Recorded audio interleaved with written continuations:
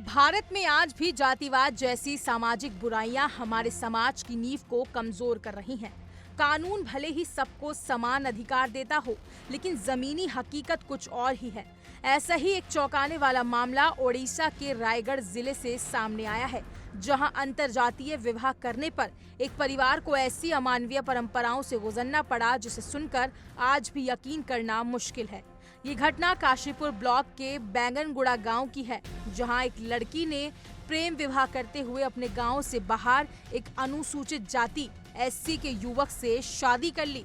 इस शादी से गांव के लोगों ने न केवल नाराजगी जताई, बल्कि लड़की के पूरे परिवार को समाज से बहिष्कृत कर दिया।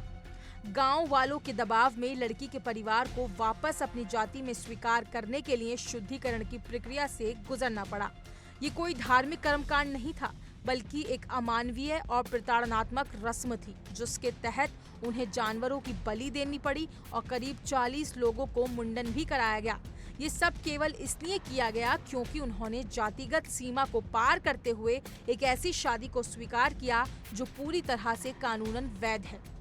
जानकारी के मुताबिक जैसे ही गांव के लोगों को इस शादी की जानकारी मिली, उन्होंने लड़की के परिवार का सामाजिक बहिष्कार कर दिया।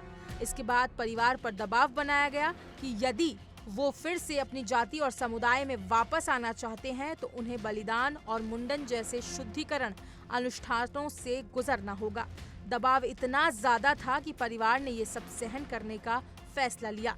एक व्यक्ति का मुंडन कराते हुए वीडियो भी सामने आया है, जो इस पूरे मामले की भयावहता को और भी ज्यादा गहराई से दिखाता है। इस घटना के सामने आते ही काशीपुर के ब्लॉक डेवलपमेंट ऑफिसर विजय सोई ने तुरंत अधिकारियों की एक टीम को गांव भेजा और जांच के आदेश दे दिए।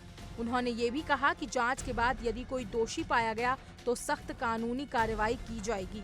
ये बेहद जरूरी भी है, क्योंकि ये सिर्फ एक सामाजिक मामला नहीं, बल्कि मानवाधिकारों का खुला उल्लंघन है।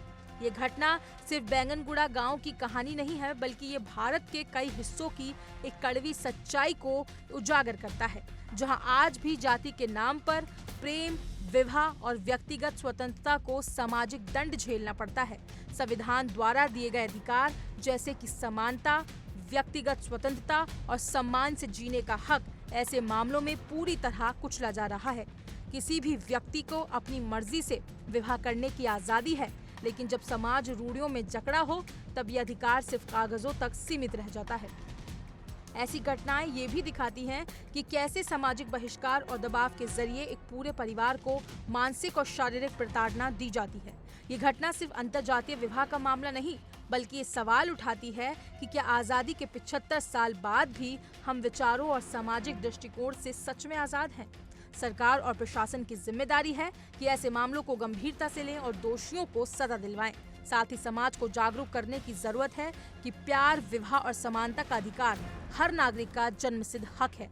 जाति, धर्म या वर्ग के आधार पर इसे छीनने की इजाजत किसी को नहीं होनी चाहिए। फिलहाल अधिकारियों की जांच जारी है और देश भर से मानवाधिकारों कार्यकर्ता इस मामले पर सख्त प्रतिक्रिया दे रहे हैं।